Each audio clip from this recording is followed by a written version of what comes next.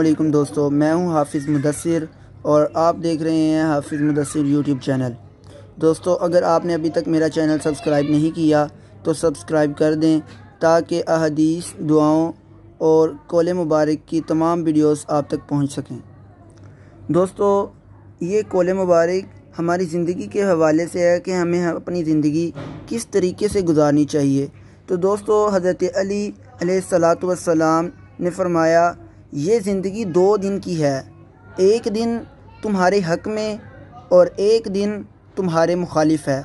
جس دن یعنی کہ جون سا دن تمہارے حق کے اندر ہو اس دن اپنے اوپر غرور مت کرنا، اور جس دن تمہارے مخالف ہو اس دن صبر کرنا۔